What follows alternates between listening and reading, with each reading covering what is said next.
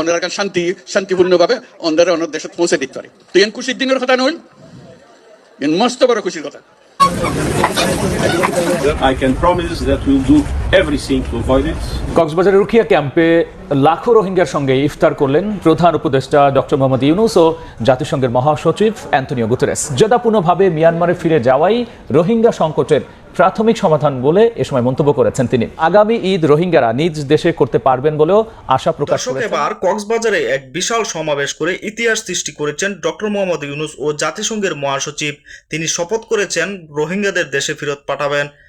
ইতিমধ্যে জানিয়েছেন যে ঈদের আগেই বাংলাদেশের সকল রোহিঙ্গাদের দেশে ফেরত পাঠাবে, এমনকি ঈদ সেখানে করবে বলে জানিয়েছে জাতিসংঘের মহাসচিব। আপনাদেরকে দেখাবো আরো কি কি সুখবর দিয়েছে জাতিসংঘের মহাসচিব। না টেনে একটি লাইক করে দেখতে থাকুন সম্পূর্ণ ভিডিওটি। কক্সবাজারের রুখিয়া ক্যাম্পে লাখো রোহিঙ্গার সঙ্গে ইফতার করলেন প্রধান উপদেষ্টা ডক্টর মোহাম্মদ ইউনূস ও জাতিসংঘের মহাসচিব অ্যান্তনিও গুতেরেস। রোহিঙ্গাদের টেকসই প্রত্যাবাসনে আন্তর্জাতিক সম্প্রদায়কে পদক্ষেপ নেওয়ার আহ্বান জানিয়েছেন দুই নেতা। ইফতারে সাদা পাঞ্জাবি পরে অংশ নেন জাতিসংঘ মহাসচিব। ইফতার পূর্ব সংক্ষিপ্ত বক্তব্যে তিনি বলেছেন, মুসলিম বিরোধী ঘৃণা থেকে নৃশংসতম হত্যাযজ্ঞ ঘটেছে। মর্যাদাপূর্ণভাবে মিয়ানমারে ফিরে যাওয়াই রোহিঙ্গা সংকটের প্রাথমিক সমাধান বলে এ সময় মন্তব্য করেছেন তিনি। ইফতার শেষে রোহিঙ্গাদের অনুরোধে বক্তব্য দেন প্রধান উপদেষ্টা। বলেন, রোহিঙ্গাদের দেশে ফেরাতে লড়াই চালিয়ে যেতে হবে।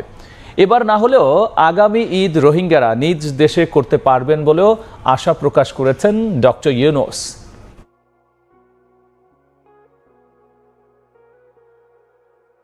এখন তো কষ্ট কেন হলে সামনে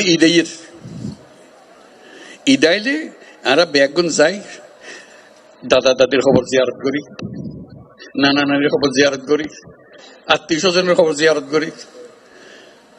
এই মানুষগুন এর আই গেলে ইতেন গরিবদে এই সুযোগ কেন পাইতো না, ইটার খবর জিয়ারত করিবার কোনো সুযোগ নাই। আজকে যখন তানে সামনে পাইন, তানে ওর একটা দাওয়াত দন, দাওয়াত দিবেন কিরলাই সামনের বছর ঈদের সময় যেন অনার বাড়ির নিতে তাই ইউনিটি একত্র হন এবং দাদা দাদির খবরের কাছে তাই অনেক তার সম্বর্ধনা দেন। দায়িত্ব আনা পরি ফিরে আসছি। They want to go home.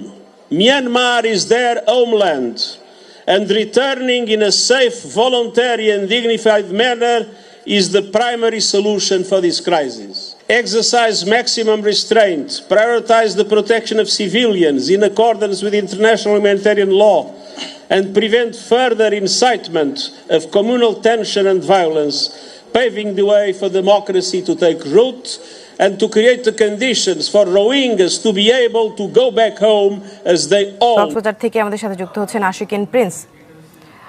Prince, আপনার কাছ থেকে সবশেষ আপডেটটি জানতে চাই। অ্যান্তনিও গুতেরেস যেই জায়গাগুলোতে পরিদর্শন করার কথা সব জায়গায় সম্ভবত করা হয়ে গেছে, এর পরের কি কর্মসূচি রয়েছে?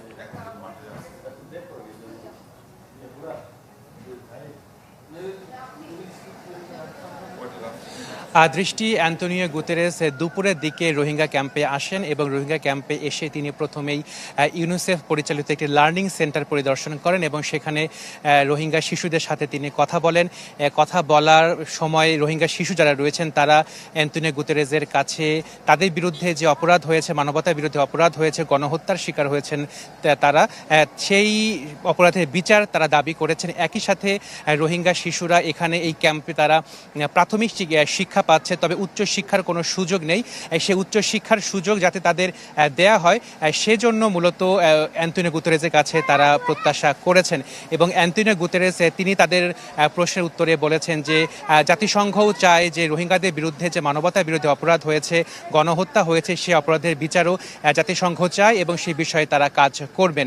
এরপরে তিনি রোহিঙ্গারা যেসব পাহাড়ে বসবাস করেন সেই বসত বাড়িতে তিনি পরিদর্শন করেছেন এবং তাদের সাথে কথা বলেছেন। পরবর্তীতে রোহিঙ্গা কালচারাল মেমোরি সেন্টারে তিনি পরিদর্শন করেছেন, সেখানে তিনি বেশ কয়েকজন রোহিঙ্গাদের সাথে কথা বলেছেন। সর্বশেষ কিছুক্ষণ আগে অ্যান্তনিও গুতেরেস তিনি সাংবাদিকদের সামনে একটি বিবৃতি দিয়েছেন এবং সেখানে তিনি বলেছেন যে তার এই সফরের মাধ্যমে দুটি বিষয় সুস্পষ্ট বলে তিনি উল্লেখ করেছেন এবং একটি হলো এই ক্যাম্পে বসবাসরত রোহিঙ্গারা তারা সবাই নিজ দেশ মিয়ানমারে ফেরত যেতে চায় এবং মিয়ানমারের রাখাইন রাজ্যে যাতে পরিস্থিতি শান্ত হয়, স্বাভাবিক হয় এবং বসবাস বসবাসের উপযোগী হয় সে কারণে কাজ করার জন্য আন্তর্জাতিক সম্প্রদায়কে তিনি আহ্বান জানিয়েছেন। আরেকটি বিষয়ে কথা বলেছেন যে এই ক্যাম্পে যেসব রোহিঙ্গারা বসবাস করছেন, বিশেষ করে উখিয়া এবং টেকনাফে, এইসব ক্যাম্পে রোহিঙ্গারা যাতে ভালো মতো থাকতে পারেন, সব ধরনের সুবিধা পান, সেই বিষয়ে কিন্তু তিনি কথা বলেছেন। পরবর্তীতে তিনি একটি উদ্বেগের কথা বলেছেন। কিছুদিন আগে মার্কিন যুক্তরাষ্ট্র সহ ইউরোপের বেশ কয়েকটি দেশ এই রোহিঙ্গাদের সহায়তার ক্ষেত্রে কিছু অর্থ ছাড়ে কাটছাট করেছে। গুতেরেস সেখানে আশঙ্কা করেছেন যে এর ফলে রোহিঙ্গা ক্যাম্পে যারা বসবাস করছেন তাদের খাদ্য নিরাপত্তা একটি ঝুঁকি তৈরি হতে পারে। তো সেই জায়গা থেকে ঝুঁকি কমাতে বা খাদ্যের সহায়তা যাতে সরবরাহ যাতে সুনিশ্চিত থাকে এবং অর্থ সরবরাহ যাতে সুনিশ্চিত থাকে, সে কারণে তিনি আন্তর্জাতিক সম্প্রদায়ের সাথে কথা বলবেন। আরেকটি বিষয় তিনি বলেছেন যে এই যে রোহিঙ্গা যারা মিয়ানমারের বিভিন্ন অপরাধের শিকার হয়েছেন, কারো ঘরবাড়ি পুড়ে গিয়েছে, কারো জমি দখল করা হয়েছে, কারো আত্মীয় স্বজনকে খুন করা হয়েছে, তাদের বিরুদ্ধে যে মানবতার বিরুদ্ধে অপরাধ হয়েছে, এইসব রোহিঙ্গাদের যাতে বিশ্ব সম্প্রদায় ভুলে না যায় সে কারণেও কিন্তু তিনি আহ্বান জানিয়েছেন। এর কিছুক্ষণ পরে এই রোহিঙ্গা ক্যাম্পের যে এই এলাকা থেকে তিনি চলে গিয়েছেন, তিনি এখন অন্য একটি ক্যাম্পে অবস্থান করছেন, সেখানেও তার কিছু কর্মসূচি রয়েছে। পরবর্তীতে অ্যান্তনিও গুতেরেস এবং প্রধান উপদেষ্টা ডক্টর মোহাম্মদ ইউনূস তারা দুজন মিলে ইফতারে অংশ নেবেন এবং সেই ইফতারে প্রায় 1 লাখ রোহিঙ্গা সেই ইফতারে অংশগ্রহণ করবেন। মূলত অ্যান্তনিও গুতেরেস, যিনি জাতিসংঘের মহাসচিব, তিনি রমজান উপলক্ষে রোহিঙ্গাদের প্রতি সংহতি জানাতে এবং বাংলাদেশের নাগরিকদের প্রতি সংহতি জানাতে মূলত এই সফরটি করছেন। 4 দিনের এই সফর, আগামীকাল তিনি আনুষ্ঠানিকভাবে সংবাদ সম্মেলন করবেন এবং সংবাদ সম্মেলনে তার এই সফরের তিনি বিস্তারিত তুলে ধরবেন। চলতি বছরের ডিসেম্বরে কিংবা আগামী বছরের জুনে জাতীয় সংসদ নির্বাচন হবে বলে জানান প্রধান উপদেষ্টা ডক্টর মোহাম্মদ ইউনূস। বলেন, রাজনৈতিক দলগুলো যদি সংক্ষিপ্ত সংস্কার প্যাকেজ নিয়ে একমত হয় তবে নির্বাচন ডিসেম্বরে হতে পারে।